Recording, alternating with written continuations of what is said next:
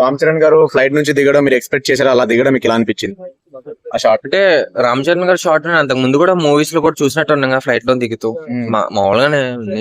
అంటే అంటే హెలికాప్టర్ లో కత్తితో దిగడం అనేది కొంచెం వెరైటీగా అనిపించింది కదా, సో మీకు ఎలా అనిపించింది? అంటే డిఫరెంట్ గా ఉంది, డిఫరెంట్ లుక్ లో ఉన్నాడు కదా రామ్ చరణ్ గారు. సో డాకు మహారాజు సాంగ్ వచ్చింది, మరి ఎలా అనిపించింది? అంటే రాత్రి కదా రిలీజ్ అయింది, ఇంకా చూద్దాం. బాగుంది సాంగ్ అయితే మనకి.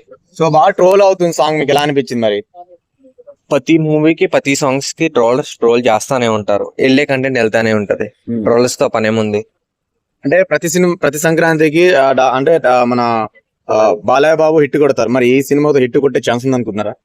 ఇప్పుడు 3 సినిమాలు 3 డిఫరెంట్ యాంగిల్స్ లో ఉన్నాయి, డిఫరెంట్ కేటగిరీలో ఉన్నాయి కాబట్టి మూడిట్లకి జనాలు ఆదరిస్తారు. ఎందుకంటే ఇప్పుడు తెలుగు వాళ్ళంటే సినిమాలు కంపల్సరీగా వెళ్తారు సంక్రాంతి. మనం పల్లె నుంచి వెళ్ళినా ఖచ్చితంగా మూవీకి వెళ్ళాలరా అనేది ఒకటి ఉంటది. ఇప్పుడు ఒక మూవీ టికెట్లు ఫిల్ అయినా అంటే ఖాళీగా ఇంటికి వెళ్ళరు, ఏదో ఒక మూవీకి వెళ్ళిపోతారు, ఏది అవైలబుల్ గా ఉంటే ఆ మూవీకి. ఓకే, సో మొత్తానికి అయితే మీరు ఏం చేద్దాం అనుకుంటున్నారు? మూవీ ఖచ్చితంగా మూడు మూవీస్ చూస్తాం, మూడిట్లని ఆదరిస్తాం.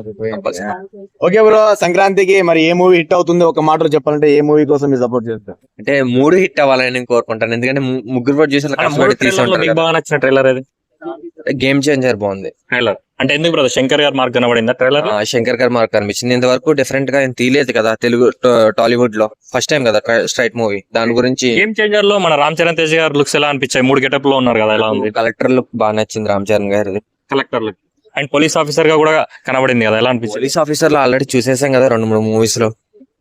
ఓకే, మన పొలిటీషియన్ గా ఫస్ట్ టైం రామ్ చరణ్ తేజ్ గారు. పవన్ కళ్యాణ్ గారు చేయాల్సిన రోల్ ని రామ్ చరణ్ తేజ్ గారు చేస్తున్నారంటే అసలు ఎలా అనిపిస్తుంది? ఆ రోల్ లో ఒకవేళ పవన్ కళ్యాణ్ గారు చేస్తుంటే ఎలా ఉండేది?